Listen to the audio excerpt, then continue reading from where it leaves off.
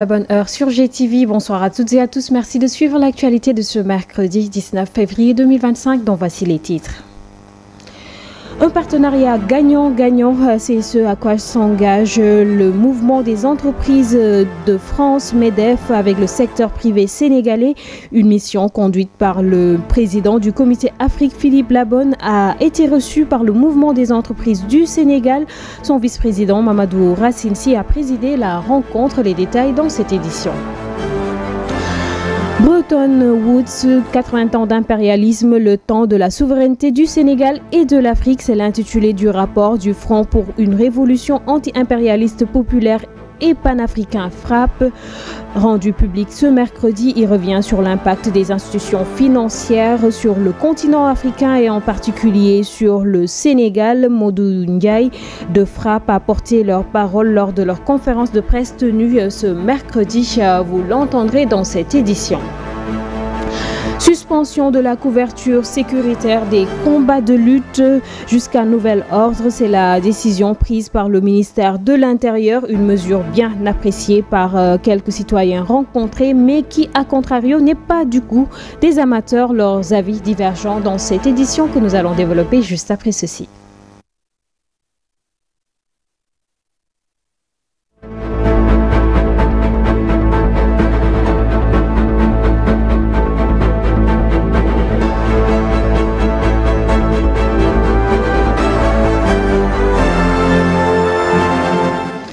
Bonsoir mesdames, mesdemoiselles et messieurs. Une mission du mouvement des entreprises de France, MEDEF, conduite par monsieur Philippe Labonne, président du comité Afrique de MEDEF international, a rencontré ce mercredi à Dakar le secteur privé sénégalais dans le cadre du forum d'affaires franco-sénégalais. Les deux entités se sont engagées à travailler dans le cadre d'un partenariat gagnant-gagnant, tout en accompagnant le gouvernement dans la réalisation de l'agenda 2050, une rencontre présidée par le premier vice-président du mouvement des entreprises du Sénégal, Mamadou Racine Sy. Les détails avec Mansour Diassé. Le patronat sénégalais, en collaboration avec le mouvement des entreprises français, a organisé un forum d'affaires pour définir des opportunités d'investissement à travers l'agenda 2050. L'objet de cette rencontre à Dakar est l'organisation d'une mission d'entreprises françaises venues à Dakar rencontrer les autorités pour comprendre les orientations, les priorités fixées par les nouvelles autorités dans le cadre du projet Vision 2050. Pour le vice-président Mamadou Racine Sy, cette collaboration permettra aux entreprises de mutualiser leurs forces et de se renforcer afin de créer des emplois. Il y a eu des évolutions politiques et économiques importantes au Sénégal. Il était normal qu'on puisse faire le point avec un de nos principaux partenaires économiques au niveau du Sénégal. Je parle du secteur privé français. Nous accompagnerons l'État, le gouvernement, dans sa quête d'un mieux-être pour les Sénégalais et d'un accroissement des richesses. Parce que vous savez, le secteur privé est créateur de richesses et créateur également d'emplois. Et donc nous avons été les premiers à dire, voilà, nous sommes partants, n'est-ce pas, pour travailler en toute symbiose avec le gouvernement du Sénégal. Le directeur général de l'APIX estime qu'ils sont présents à ce forum d'affaires pour rassurer les investisseurs français et sénégalais et les inciter à collaborer. Accueillir des investissements. Et à ce niveau-là, nous sommes intervenus pour rassurer les investisseurs français et sénégalais et surtout pour les inciter à collaborer ensemble. Parce que le Sénégal est en train de se reconstituer et de créer en tout cas un nouveau paradigme, comme vous l'avez si bien dit, de l'environnement des affaires. C'est élaboré sur la base de ce qu'on appelle le pacte, le programme d'amélioration de la compétitivité et des territoires et de l'économie, qui est un nouveau cadre, un nouveau référentiel sur les réformes à mener pour pouvoir permettre aux investisseurs d'avoir une certaine stabilité, une sécurité juridique liée à l'investissement. L'Agence sénégalaise de promotion touristique compte marquer sa présence dans les pôles territoriaux définis par le gouvernement à travers ces maisons du tourisme.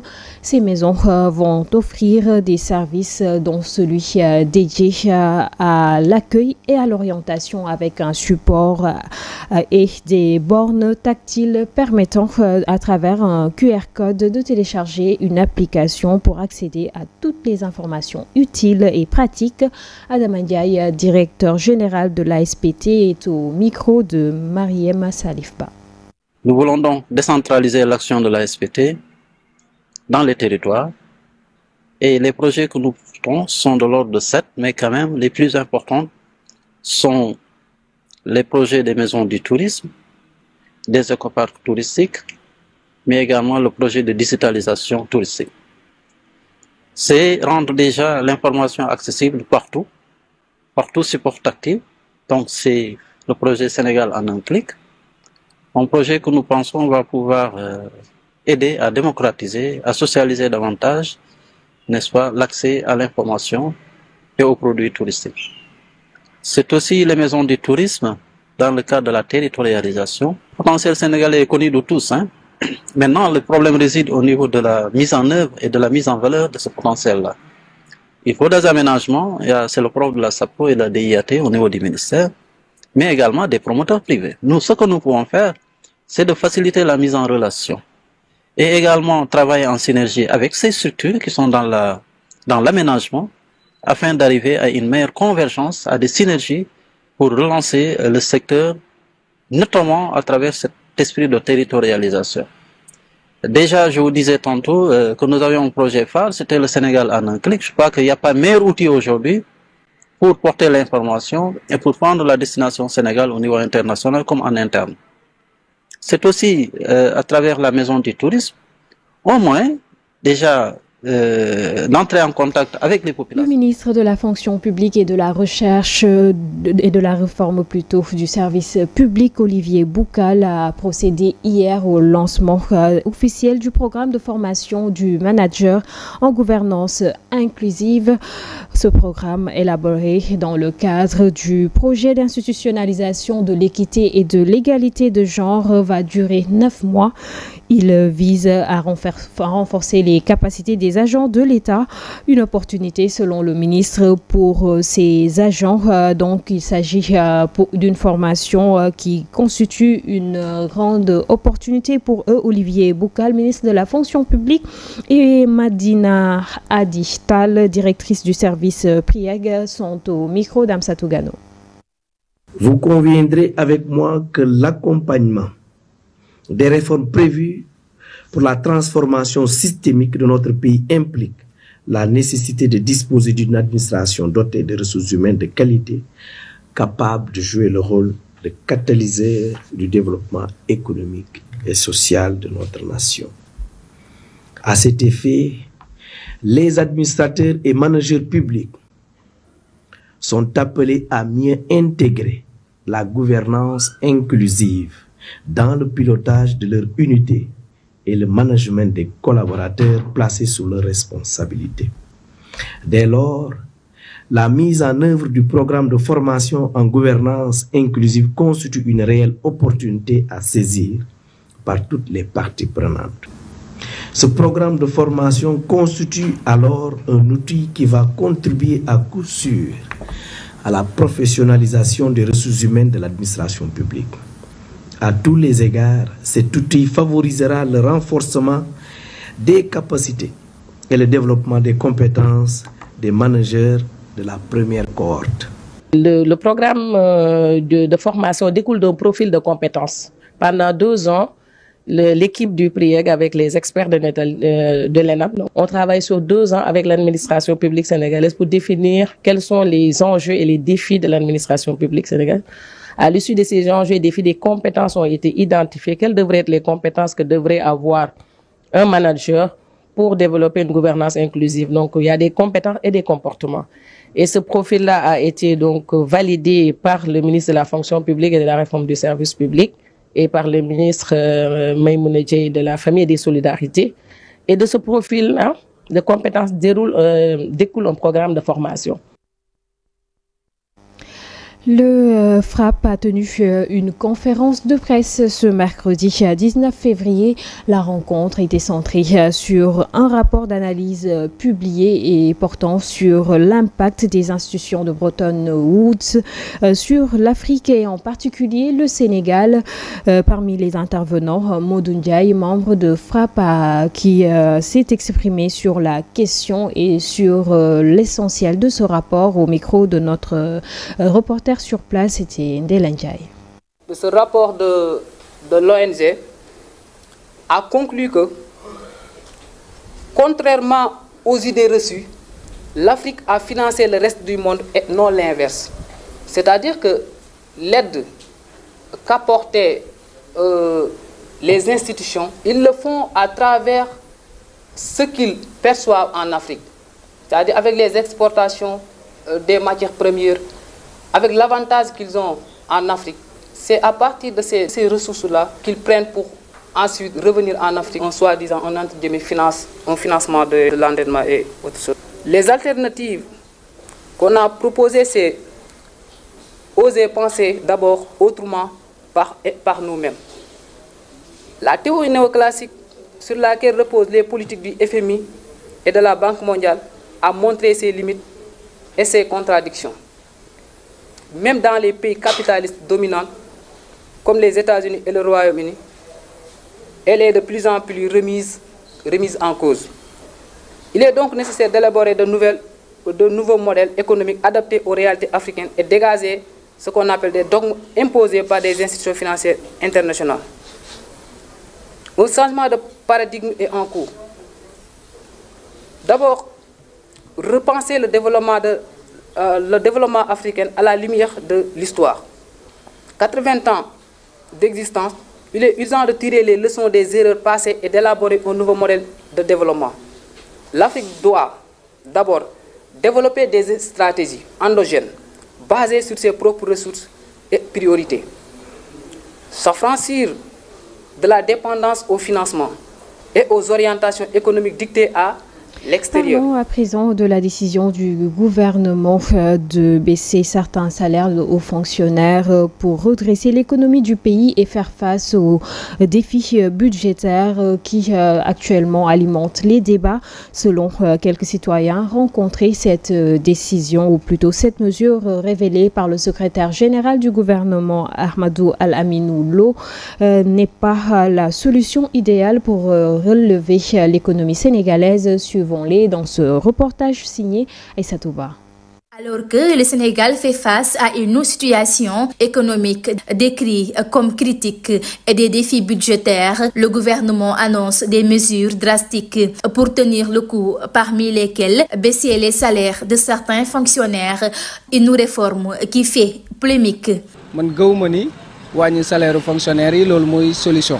Diomaye et Sonko, ils savent bien ce qu'ils font. Cette mesure peut être une solution si seulement elle se limite aux hauts fonctionnaires de l'État. C'est la fille de ce citoyen. Un ministre, une voiture, on lui donne une voiture, on lui donne du carburant et on lui donne un logement.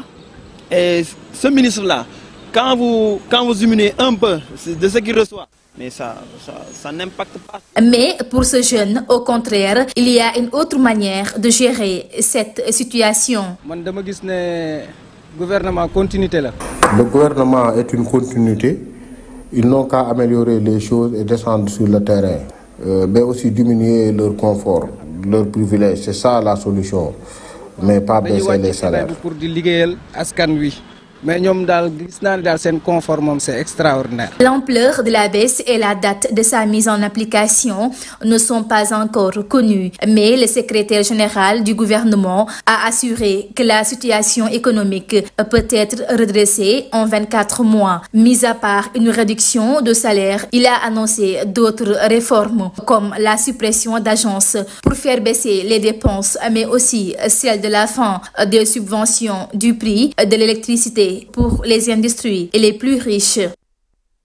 Le député Thierno Alassane Sall a, comme annoncé, a déposé ce mardi une proposition de loi visant à abroger la loi d'amnistie qui a été adoptée en rapport avec les événements tragiques survenus au Sénégal entre 2021 et 2024.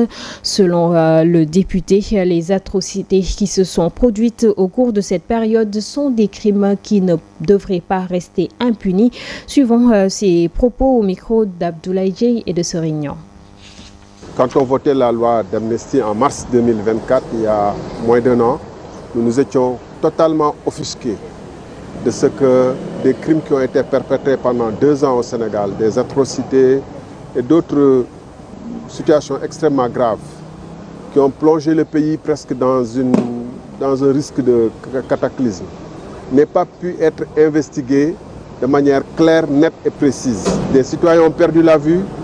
On apprend maintenant que c'est autour de 80, en tout cas moins d'une centaine. Des citoyens sont devenus paralysés ou handicapés à vie. D'autres ont subi des traumatismes effroyables.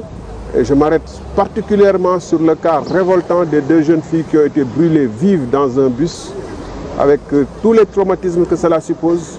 D'autres citoyens comme nous, comme d'autres, ont vu dans leur quartier des gens passer, incendier des corbillards de mosquées et autres.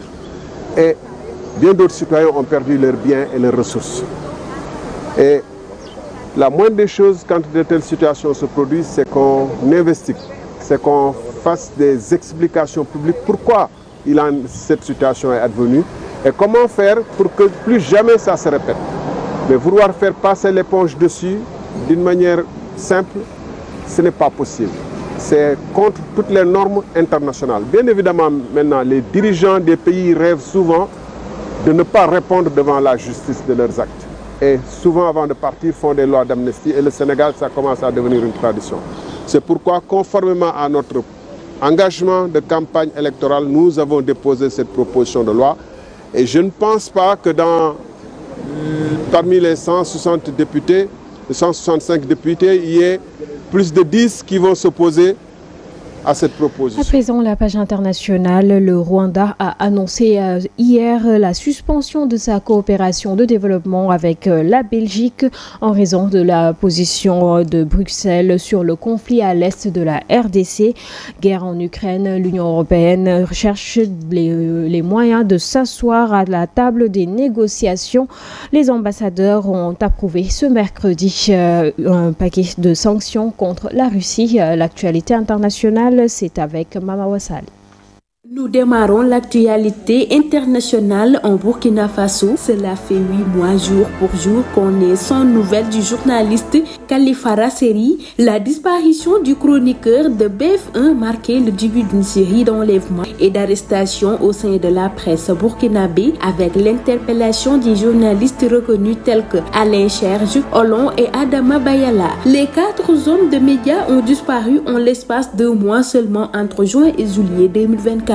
Selon les Reporters sans frontières, ces voix jugées critiques par la junte du capitaine Ibrahima Traoré ont été réquisitionnées par l'armée pour combattre au front contre les djihadistes. Le Rwanda a annoncé ce mardi 18 février la suspension de sa coopération de développement avec la Belgique en raison notamment de la position de Bruxelles sur le conflit à l'est de la République démocratique du Congo, des tensions diplomatiques qui montent d'un cran entre les 2 pays. Guerre en Ukraine, l'Union européenne cherche le moyen de s'asseoir à la table des négociations. Les ambassadeurs des 27 ont approuvé ce mercredi 19 février un nouveau et 6e paquet de sanctions contre la Russie qui comprend entre autres une interdiction d'importer de l'aluminium russe dont l'Union européenne ont indiqué des diplomates à Bruxelles. Ces nouvelles sanctions qui doivent être formellement adoptées lundi par les ministres des Affaires étrangères de l'Union européenne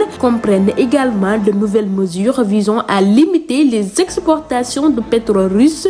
selon nos sources. Un peu dans la crise, le conseil municipal a appelé lundi 17 février à la démission du maire de la mégalopole américaine, Eric Adams, empêtré depuis plusieurs jours dans une saga politique judiciaire sur front de rapprochement avec l'administration Trump au sujet de l'immigration. Le pape François, hospitalisé depuis le 14 février, a passé une nuit paisible, a annoncé le Vatican ce 19 février. Après les événements malheureux constatés lors du combat de lutte opposant Front à Ama Baldé, le ministère de l'Intérieur et de la Sécurité publique, à travers un communiqué, a décidé de suspendre jusqu'à nouvel ordre la couverture sécuritaire des combats de lutte.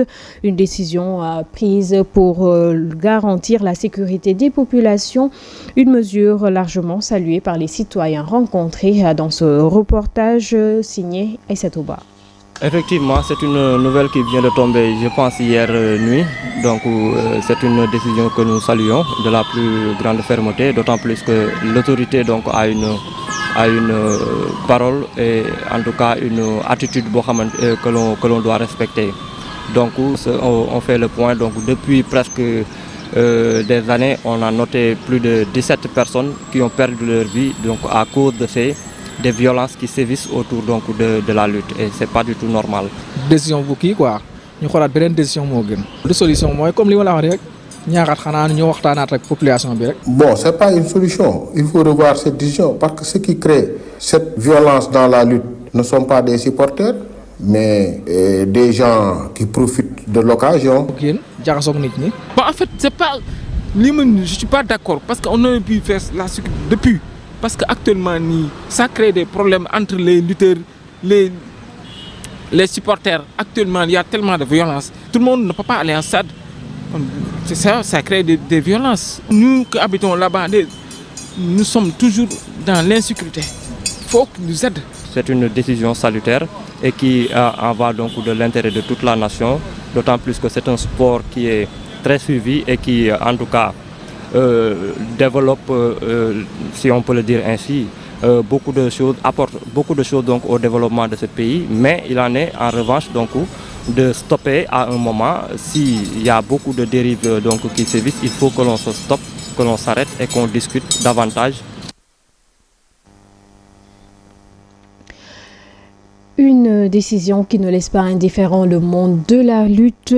Pour Bourguewel, chroniqueur de lutte ici même à GTV, c'est une décision certes difficile mais compréhensible. Néanmoins, il espère que cela ne va pas perdurer et qu'ils trouveront des solutions. Il est joint au téléphone par Ali Mangassa.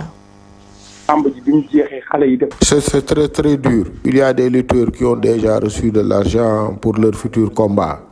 D'ailleurs, ce dimanche-ci, Train et Modo Anta devaient en découdre au combat organisé par Gaston Production. Il faut dire que le dernier combat a connu un événement assez tragique car il y a eu mort d'homme. L'État n'a fait que jouer son rôle. Il faut dire qu'on avait exigé que les combats de lutte débutent beaucoup plus tôt. Peut-être 18 heures pour le grand combat. Maintenant, il faut dire que cette violence-là n'est pas spécifique à la lutte. Il faut savoir aussi que la lutte est un vecteur de promotion, de communication assez important. Moi, je ne vois pas au Sénégal aujourd'hui un sport qui est capable de générer 100 millions en une journée. C'est notre sport national. Et je pense donc que peut-être cette mesure-là ne va pas perdurer.